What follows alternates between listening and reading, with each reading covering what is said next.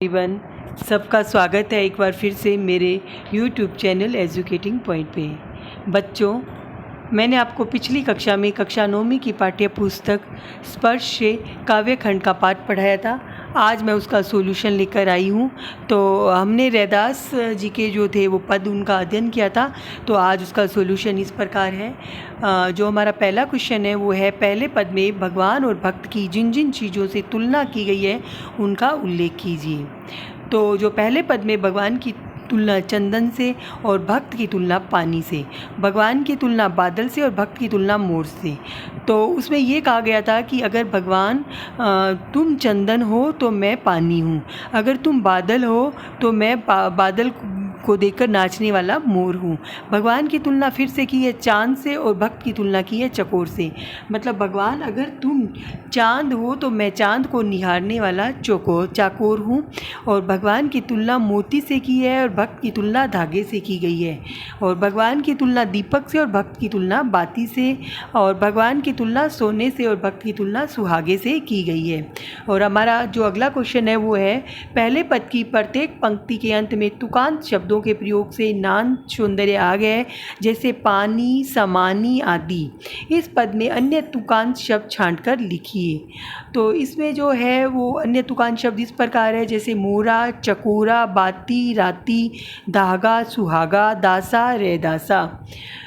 अगला क्वेश्चन है बच्चों, पहले पद में कुछ शब्द अर्थ की दृष्टि से परस्पर संबंध है, ऐसे शब्दों को छांटकर लिखिए। उदाहरण दीपक, बाती। तो पहले पद में कुछ शब्द दृष्टि से इस प्रकार संबंधित है, जैसे चंदन पानी, घन वन मोरा, चंद चकोरा, सोहनी सुहागा। और अगला क्वेश्चन है, दूसरे पद में कवि ने गरीब निबाजू किसे कहा गया है, स्पष्ट कीजिए। तो भगवान इस जो ये उसका उत्तर है वो इस प्रकार है कि भगवान को गरीब निवाजू कहा गया है क्योंकि भगवान गरीब और दीन दुखियों पे दया करने वाला होता है। गरीब निवाजू का अर्थ होता है गरीब और दीन दुखियों पे दया करने वाला। और अगला क्वेश्चन है, दूसरे पद की जाकी छोटी जगत को लागे तापर तुझी डरे, इस पंक्ति का आशय स्पष्ट कीजिए। तो इसका उत्तर है कि भगवान के छूने से अछूत मनुष्यों का भी कल्याण हो जाता है, क्योंकि भगवान अपने प्रताप से किसी नीच जाति के मनुष्य को भी ऊंचा बना सकते हैं। अर्थात भगवान मनुष्य के द्वारा किए गए कर्मों को देखते हैं, न कि किसी मनुष्य की जाति को। अछूत से भी अभी बहुत से लोग बच कर चलते हैं और अपना धर्म भ्रष्ट हो जाना करते हैं। अछूत की जो स्थिति है वो समाज में दयनीय मानी जाती है। ऐसे लोगों का भगवान उद्धार करते हैं, क्योंकि भगवान की नज़र में कोई भी अछूत नहीं है, सब मनुष्य समान है। बच्चों, अब हमारा जो अगला क्वेश्चन है वो इस प्रकार है, रैदास ने अपने स्वामी को किन किन नामों से पुकारा है।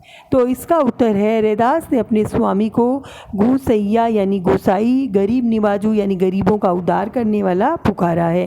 अब बच्चों, हम इन शब्दों का अर्थ करेंगे, जैसे मोरा, मोरा का अर्थ होता है मोर। चंद का अर्थ होता है चांद। बाती यानी बत्ती। ज्योति यानी ज्योति। बरे यानी जलना। राती यानी रात। छत्रु यानी छाता। श्रोति यानी छूना। तुझी तुम्ही। गुसैया गोसाई। बच्चों, अब इसमें अगला जो क्वेश्चन है वो पंक्तियाँ कुछ लिखी हुई है, उनका हमें भाव स्पष्ट करना है। तो पहला है, जाकी अंग अंग बास समानी।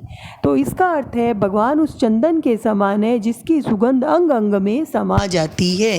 अंग अंग बास समानी। बास यानी सुगंध, समानी यानी समाना। अब हमारा अगला प्रश्न है, जैसे चितवंद चंद चकोरा। तो इसका है, जैसे चकोरा हमें चांद को देखता रहता है, वैसे ही कवि भी भगवान को निहारते यानी देखते रहना चाहते हैं, बिना आँखों को झपकाए हुए। अगला प्रश्न है, जाकी ज्योति बरे दिन राती। भगवान यदि एक दीपक है तो भक्त उस बाती की तरह है जो प्रकाश देने के लिए दिन रात जलती रहती है। अगला क्वेश्चन है, ऐसी लाल तुझ बिनु कौन करे। तो इसका उत्तर है, भगवान इतने महान है कि वह कुछ भी कर सकते हैं। भगवान के बिना कोई भी कुछ भी नहीं कर सकता। यानी भगवान के कोई भी काम है वो उनके चुटकियों का खेल है, मतलब कुछ भी कर सकते हैं।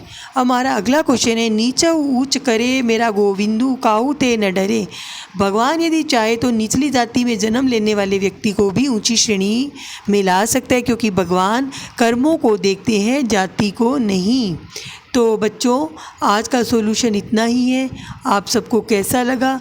आपको अच्छा लगा होगा तो प्लीज़ आप सबसे रिक्वेस्ट है कि इस वीडियो को शेयर कीजिए, इन क्लासों को शेयर कीजिए, सब्सक्राइब कीजिए, लाइक कीजिए।